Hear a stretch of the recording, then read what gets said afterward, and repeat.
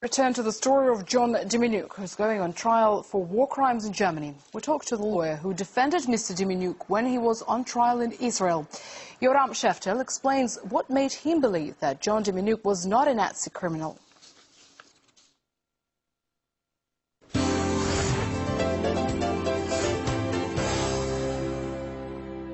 With me I have Yoran Sheftel, the Israeli lawyer who defended John Demjanjuk when he was tried in Israel. Mr. Sheftel, thank you very much for joining us here on RT. What made you decide to take the case?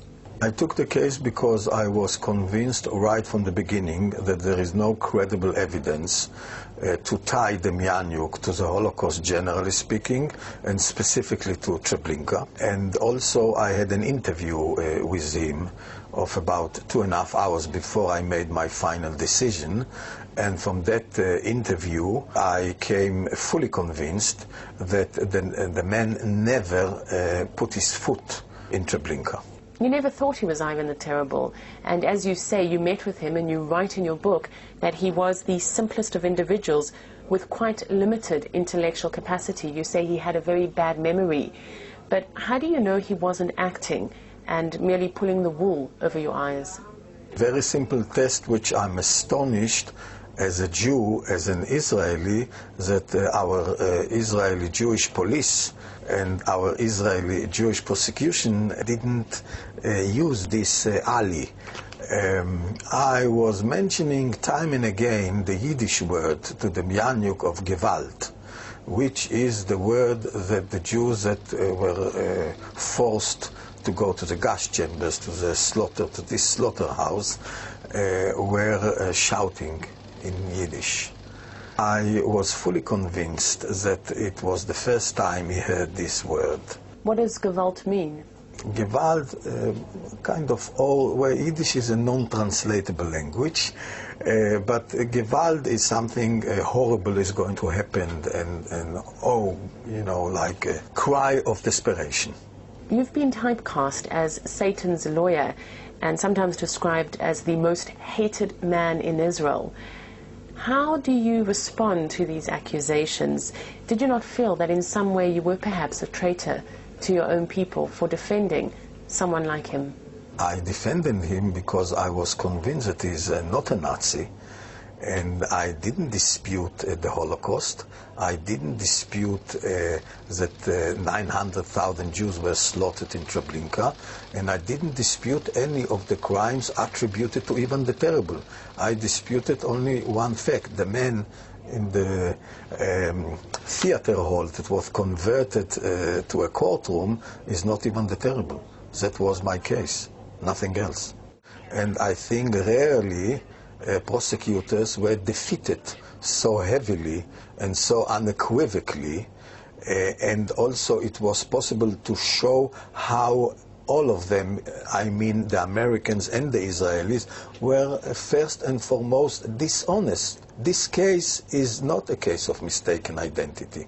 This case, as was ruled by the Federal Court of Appeal of the Sixth Circuit, is a case of fraud on the court, because all through the proceedings they knew that Demjanjuk is not Ivan the Terrible, based on the very same evidence that in the end of the day I discovered them and are the basis for his acquittal. Why?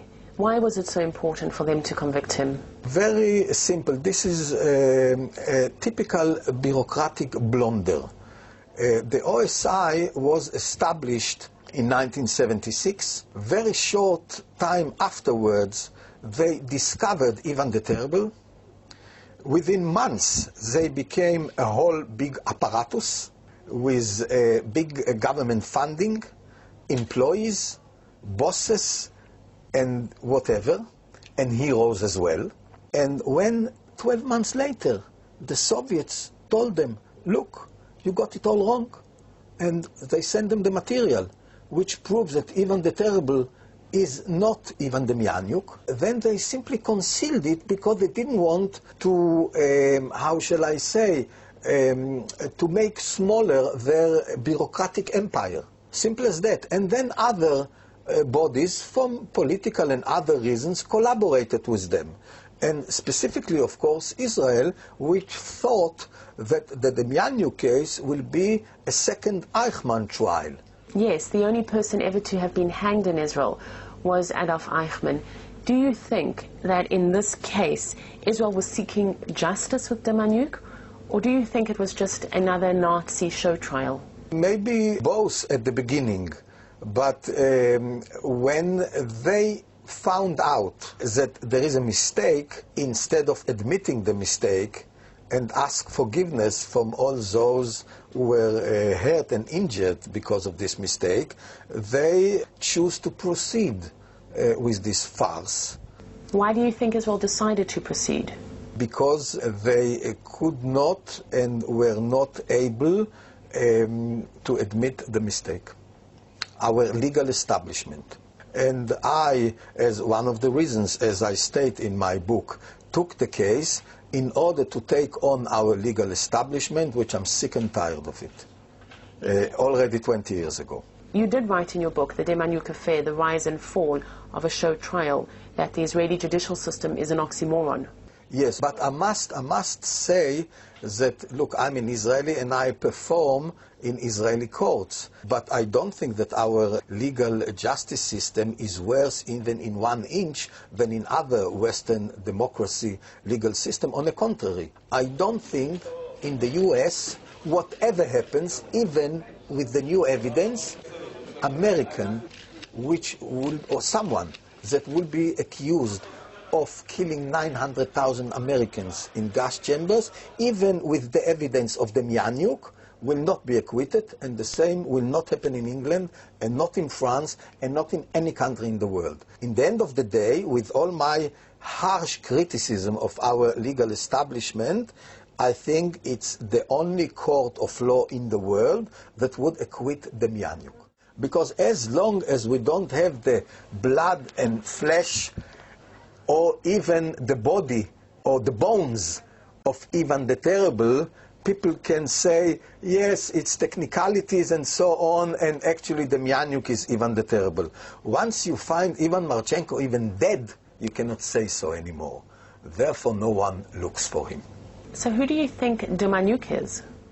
I don't know, as I'm sure 100% that he is not Ivan the Terrible, and I'm sure 100% that there is no credible evidence to prove any crime connected with the Holocaust against him. I was not with him during the war, and maybe there is somewhere evidence that can prove something against him. Not the evidence that exists. The evidence that exists, the Israeli Supreme Court ruled that it is not credible and it cannot guarantee conviction on prosecuting on any charge connected to the Holocaust. He's now being tried in Germany. If he is found guilty of being a guard and killing Jews, even if he's not Ivan the Terrible, will that be something that's difficult for you to come to terms with? Not at all, because I know for fact that nothing changed, definitely not substantially, in the evidence existed against Demjanjuk when, after his acquittal, his fate was delivered again by our Supreme Court and by our General Attorney, and now. Nothing happened in between, or at all, or definitely substantially, as far as evidence is concerned. Therefore, exactly as the Israeli District Court sent Demjanjuk to the gallows as being Ivan the Terrible in the theater hall that the case was conducted, I will not be at all impressed due to a decision of a German court, knowing the evidence myself, that is a Wachmann from Sobibor or whatever. Yoran Sheftel, thank you very much for joining us here on RT. Thank you.